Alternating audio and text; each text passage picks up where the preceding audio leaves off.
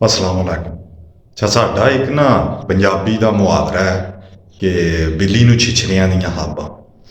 ਉਹ ਗੱਲ ਇਸ ਤਰ੍ਹਾਂ ਕਿ ਵਡੇਰੀ ਜੀ ਮਾਈ ਆਈ ਤੇ ਉਹਨੇ ਇੱਕ ਬਿੱਲੀ ਰੱਖੀ ਕਾਲੇ ਰੰਗ ਦੀ ਤੇ ਉਹਨੂੰ ਘਰ ਹੀ ਰੱਖਿਆ ਸੂ ਕੱਟ ਗਿੱਲਾ ਉਹਨੇ ਟੁੱਕਰ ਪਾ ਛੱਡਣਾ ਉਹਨੂੰ ਜੋ ਆਪ ਖਾਣਾ ਉਹ ਬਿੱਲੀ ਉੱਤੇ ਕੋਲੇ ਹੀ ਰਹਿਣਾ ਉਹਨੇ।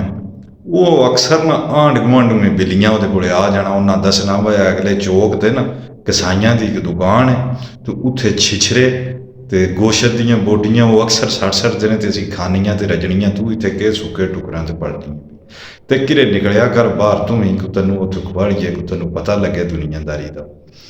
ਉਹ ਖੈਰ ਕਿਰੇ ਮੌਕਾ ਪਾ ਕੇ ਉਹਨੇ ਵੇਖਿਆ ਬੁੱਢੀ ਕੋ ਨਹੀਂ ਕਿਰੇ ਸਾਹਮਣੇ ਉਹ ਨਿਕਲ ਗਈ ਬਾਹਰ ਨਿਕਲੀ ਗਲੀ 'ਚ ਨੱਠੀ ਤੇ ਅੱਗੇ ਇੱਕ ਸਫੈਦ ਪੋਹ ਜਿਹਾ ਬੰਦਾ ਉਹਦੇ ਅੱਗੋਂ ਲੰਘੀ ਨਾ ਜਿਸੇ ਬਿੱਲੀ ਤੇ ਬੜੇ ਉਹ ਸ਼ੱਕੀ ਹੁੰਦੇ ਨੇ ਬੰਦੇ ਕੋਈ ਵਾ ਕਾਲੀ ਬਿੱਲੀ ਅੱਗੋਂ ਲੰਘ ਗਈ ਹੈ ਤੇ ਮੇਰਾ ਕੰਮ ਨਹੀਂ ਹੋਣਾ।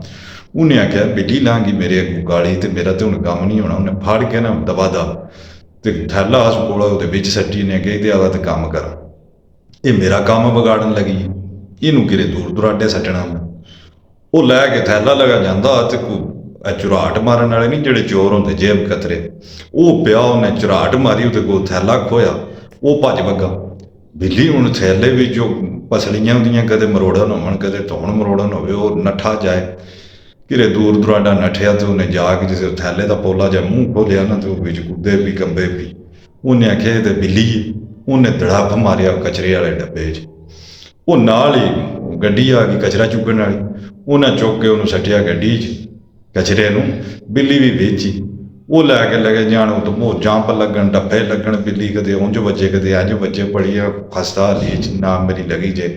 ਹੋਇਆ ਕਿ ਉਹ ਕੋਸ਼ਿਸ਼ ਕਰਕੇ ਉਹ ਥੈਲੇ 'ਚੋਂ ਨਿਕਲੀ ਬਾਹਰ ਗੜੱਪ ਕਰਕੇ ਥੱਲੇ ਜ਼ਮੀਨ ਤੇ ਡਿੱਗੀ ਜਨਾਬ ਮੇਰੀ ਗਲੀ 'ਚ ਜਿਸ ਤੇ ਉਹ ਵੇਖਿਆ ਕੇਸ ਉਹ ਸਾਹਮਣੇ ਫਿਰ ਉਸੇ ਬੁੱਢੀ ਦੇ ਬੂਹੇ ਦੇ ਅੱਗੇ ਯਾਰ ਡਿੱਗੀ ਅੱਖਾਂ ਮਲਦੀ ਬੁੱਢੀ ਦੇ ਵਿਹੜੇ ਬੜੀ ਜਿਸੇ ਤੇ ਬੁੱਢੀ ਵੀ ਵੇਖਿਆ ਵਾ ਬਿੱਲੀ ਕਿੱਧਰ ਗਈ ਮੈਂ ਤੇ ਢੂੰਡਦੀ ਆਈ ਵੀ ਹਿਸਾਬ ਕਿਤਾਬ ਵੀ ਲਾਵੇ ਤੇ ਉਹਨੇ ਹਿਸਾਬ ਲਾਇਆ ਵੀ ਇਹ ਤੇ ਜਿੱਥੇ ਦੀ ਖੋਤੀ ਉੱਥੇ ਹੀ ਆ ਖਲੋਤੀ ਜਿੱਥੋਂ ਗਈਆਂ ਉੱਥੇ ਹੀ ਆ ਡਿੱਗੀਆਂ ਮੈਨੂੰ ਤੇ ਚੰਗੇ ਛੇਛੜੇ ਲੱਭੇ।